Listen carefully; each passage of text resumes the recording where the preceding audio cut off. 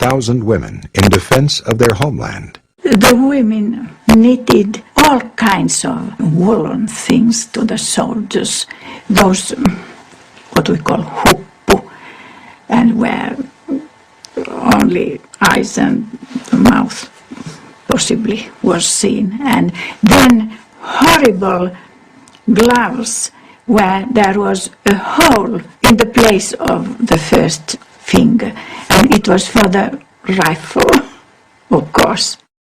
When the women packed up boxes of food and clothing to send to the soldiers, Eva Kelpie added her own contribution. I wrote some poems. They were often like some prayers. Oh God, protect us, help us. And then I tried to rhyme them. I must have felt that there's something in the art, that there's some, maybe I'm romanticizing this now, but I must have felt in the strength of words, even at that time, as a child of 11. And there was something which has been done in no other country or war ever. Sometimes the soldier who has been shot or the bomb has killed him, you know how he looked, but the young Lottas washed them. First of all, in a winter war, they had to be melted because they were all frozen, you know. They melted them, they washed them, they put them in a nice, beautiful clothes, and the men then put them in coffins because they were heavy, and then they were sent, all of them, each one, to their home areas. And the young Lottas did this.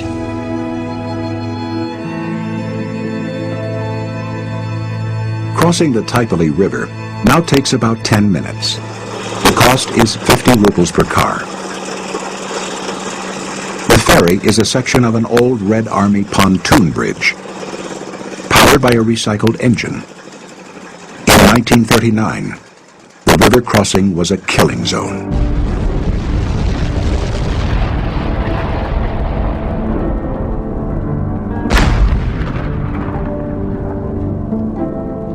This is a place where the Soviet troops get across the Taipale River and established a bridgehead. When the Soviet engineers established the pontoon bridge, the many casualties were because of Finnish fires. So this bank was full of Soviet engineers' bodies. Kirill Yakimovich is an engineer from St. Petersburg. He has crossed this river and walked this ground since childhood. He has looked beneath the surface and studied it carefully. Gradually, he learned its awful secrets. I suppose that the Soviet 105th Rifle Division occupied these dugouts. There are plenty of them here. Dugouts, foxholes, which Soviet soldiers excavated. They attacked across this open field.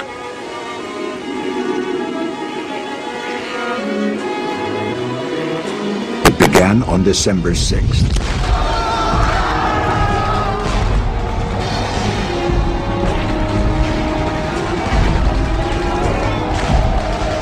They were frontal assaults over and over and over again against the same heavily defended Finnish lines.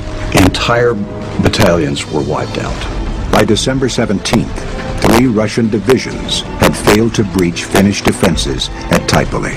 The Russians went in principally for mass attack, which resulted in the attackers being mown down to the last man by a few well-placed automatic weapons. In spite of this, one attacking wave after another would follow with a similar result. In some cases, the second, third, fourth wave attacks were actually able to get closer to Finnish lines by taking cover behind their own dead. The temperature was so low that after an hour, a corpse would stop a bullet just as well as a brick wall. The carnage was too much for some defenders. There were instances where, for instance, Finnish machine gunners became psychologically unstable because they were called upon to commit this absolutely mindless slaughter day after day after day. They may have hated the Russians for invading their country, but these were not automatons. These were human beings with wives and children, and they were being called to murder hundreds of men a day.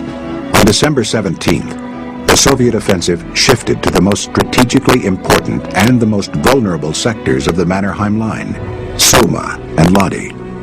A breakthrough here would open a gate to the city of Viborg. One flamethrower tank started to throw flames into the trench at Harkila strongpoint. Fire from Millionaire bunker and from our infantry prevented the enemy's infantry from getting into our trenches. 2 machine guns fired a total of 40,000 rounds. Our men held out brutally in their trenches. There was no panic. Many silent dead littered the ground in front of our positions. Urhoollisia taistelijoita nämä olivat puna-armeijan miehet.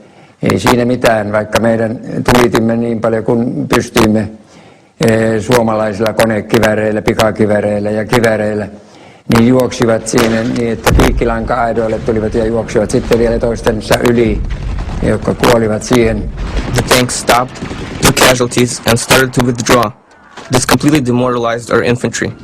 The division did not have any success during the day of December 17th, 1939, and after darkness, infantry was withdrawn, having suffered heavy losses. The battle was stressful, both physically and psychologically. In spite of a whole day of heavy fighting, we were not depressed. The fact that we held on gave us confidence. That confidence was tested each morning of an unrelenting Soviet offensive. The enemy's artillery barrage in the morning of December 19th grew to an overwhelming thunder and hit the main defensive line in Summa village the hardest. Our platoon leader gave me responsibility for dealing with the tanks approaching us on the highway.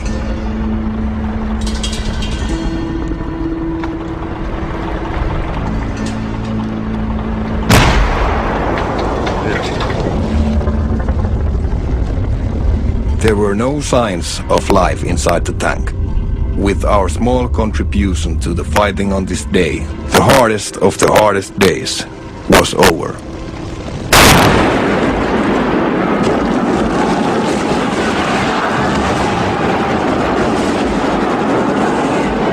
But even harder days would follow. Tanks again broke through.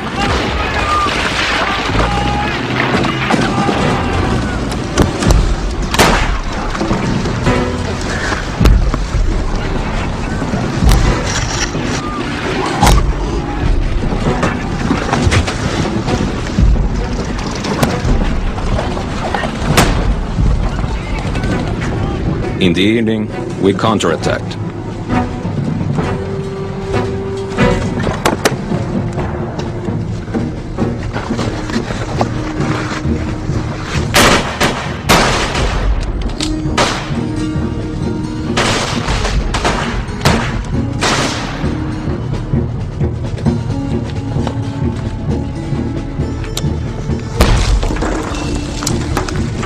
Despite all our shortages in equipment, we did the enemy a lot of harm. There were men in our platoon for whom the destruction of tanks was just a regular day's work. December 21st, 1939. It was Stalin's 60th birthday. His generals had promised Finland as a gift. Instead, they sent back trainloads of dead and wounded, and more bad news from the battlefront. I saw a field and our dead men lying like heaps of grass during harvest. The next day we did not attack. Our losses were too high and the assault was cancelled. The offensive against Suma and Taipale during the month of December had decimated 7 Soviet infantry divisions. The remains of 250 tanks littered the battlefield. It was a stunning defensive victory for Finland. Mid-December, winter deepened. Temperatures descended. The winter of 1939 was one of the coldest in recorded history, with temperatures consistently below zero. Temperatures of -40 and 50 Celsius were not uncommon. Me taistelimme omalla maaperällä omissa olosuhteissa. Jokainen suomalainen osasi hiihtää, osasi toimia metsässä vaikeissa olosuhteissa, myöskin kovassa pakkasessa ja niin edelleen. The Finns had snow camouflage. The Russians didn't. The Red Army troops stood out like proverbial sore thumbs.